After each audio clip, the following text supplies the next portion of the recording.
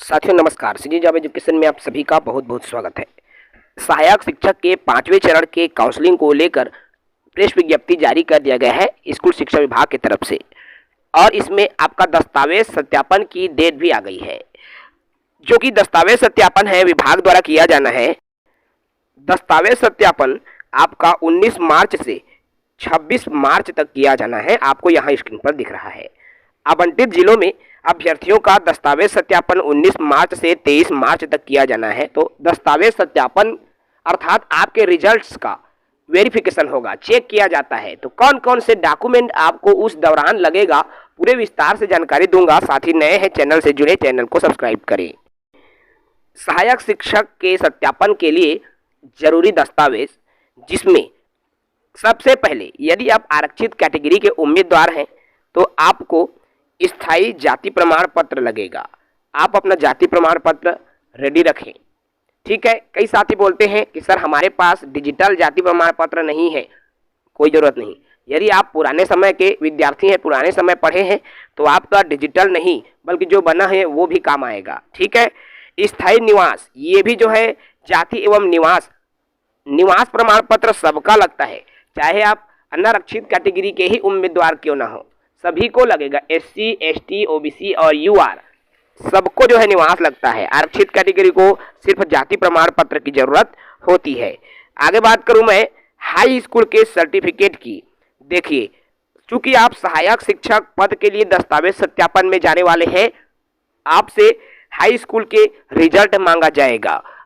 High school के marksheet आपको show करना है, वहां पर आपको दिखाना है, चेक किया जाएगा। इसके अलावा आपको कक्षा 12वीं की मार्कशीट की जरूरत पड़ेगी। हायर सेकेंडरी सर्टिफिकेट परीक्षा के मार्कशीट की आपको जरूरत पड़ेगी, क्योंकि आपने 12वीं के मार्कशीट के आधार पर नौकरी पाई है। क्योंकि सहायक शिक्षक का पद 12वीं का पद होता है, इसलिए आपको दस्तावेज सत्यापन में 12वीं के मार्कशीट आपका चेक किया जाएगा। इसके अलावा इसमें यह भी देखा जाएगा कि आपने क्या 12वीं में 50% अंकों के साथ उत्तीर्ण किया है, ठीक है। इसके अलावा DLED का सर्टिफिकेट की जरूरत पड़ेगी। पुराने साथी जिन्होंने केवल DED की पढ़ाई किया है या नए साथी जिनके पास DLED है, तो ये सर्टिफिकेट आपका लगेगा। DLED वहां पर आपको देना होगा। फर्स्ट ईयर एवं सेकंड ईयर का अलग अलग लगेगा। वहां पर आपका DLED के रिजल्ट की भी जो है चेक की जाएगी। आपने ओरिजिनल रिजल्ट DLED का रिजल्ट दिया है या फिर आपने फर्जी रिजल्ट दिया हुआ है। इसके अलावा साथियों, आपसे यदि आपने BEd कर रखा हो तो ये नहीं चलेगा, क्योंकि अब BEd को प्राइमरी से बाहर कर दिया है, ठीक है। BEd वाले साथी अपात्र हैं। CGTET या CTET, ठीक है, CGTET या CTET की आपको सर्टिफिकेट वहां पर देना होगा, मार्कशीट आपको देना होगा। तो CGTET CTET का मार्कशीट आप निकाल के रखेंगे। इसके अलावा यदि आप पहले से सरकारी नौकरी में कार्यरत होंगे तो आपको नो ऑब्जेक्शन सर्टिफिकेट शो करना होगा, अर्थात NOC आपको देना होगा। जो आपने जिस विभाग में आप पदस्थ हो वहां से अनापत्ति प्रमाण पत्र जिसको बोला जाता है, आपको अनापत्ति प्रमाण पत्र देना होगा। NOC सर्टिफिकेट आपको देना होगा यदि आप शासकीय सेवा में कार्यरत होंगे तो, ठीक है।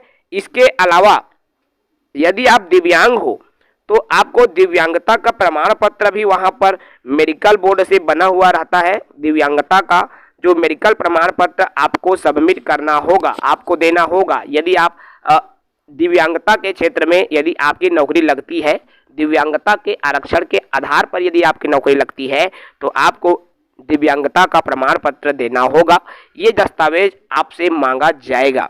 इसके अलावा आप जो है आपके मार्क्स जो रिजल्ट है CG व्यापम के, विशेष CG व्यापम के रिजल्ट को भी आप रखे रहेंगे, आपका जो रिजल्ट जारी हुआ है। इसके अलावा आप अपने एडमिट कार्ड को भी रखे रहेंगे, ठीक है। आपसे एडमिट कार्ड भी कभी कभी मांग दिया जाता है। इसके अलावा आय प्रमाण पत्र भी आप लेके चलो साथियों, क्योंकि आय प्रमाण पत्र भी कभी कभी मांग दिया जाता है। यदि आप आरक्षित कैटेगरी अर्थात सिर्फ OBC वालों से आय मांगा जाता है, और OBC वालों से इसलिए आय मांगा जाता है क्योंकि वहां क्रीमी लेयर एवं नॉन क्रीमी लेयर का उल्लेख रहता है, ठीक है। हालांकि आपने नॉन क्रीमी लेयर से फॉर्म भरा है, आपके पास यदि आपका जाति प्रमाण पत्र नॉन क्रीमी लेयर का है, उस स्थिति में नहीं मांगा जाता। लेकिन कभी कभी क्या है, वेरीफाई है, ये वेरिफिकेशन है, तो वेरीफाइड करने के लिए आपसे पूछ दिया जाता है। तो अगर आपके पास आय प्रमाण पत्र है तो आप साथ रखें, उतना खैर ये जरूरी दस्तावेजों में से नहीं है। बाकी जितने भी दस्तावेज मैंने ऊपर बताया है, सभी दस्तावेज इंपॉर्टेंट दस्तावेज है जिसको आपको लेकर चलना है। इसके अलावा आपका जो है जिस स्कूल में आपका नाम हुआ है, स्कूल अलॉट हुआ है, जिस भी स्कूल में आपको अलॉट हुआ है, उसकी रिसिप्ट की कॉपी जो आपको मिलता है उसको भी आपको लेके चलना होगा, ठीक है, ताकि आप पता चले कि आपका इस जगह में पदस्थ हुआ है आपने, ठीक है, आपने पोस्टिंग के लिए आपको ये जगह मिला हुआ है, ये स्कूल आपको मिला हुआ है, तो वो चीज़ भी आपके पास होनी आवश्यक है। तो ये इंपॉर्टेंट दस्तावेज हैं जो कि आपके पास होना अति आवश्यक है, ठीक है। डॉक्यूमेंट वेरिफिकेशन की डेट आ गई है, मैंने पहले ही इसको क्लियर किया है, ठीक है। इसी वीडियो में शुरुआत में मैंने क्लियर किया है, इस तारीख से इस तारीख तक डॉक्यूमेंट वेरिफिकेशन की प्रोसेस जो है विभाग द्वारा किया जाना है। आपका दस्तावेज सत्यापन उसी जिले में होगा जिस जिले में आपकी नौकरी लगेगी। मान लीजिए आपकी जसपुर में लगी है तो आप अपने जिला में डॉक्यूमेंट वेरिफिकेशन नहीं कराएंगे, बल्कि उसी जिला में कराएंगे जिस जिला में आपकी पोस्टिंग हो रही है।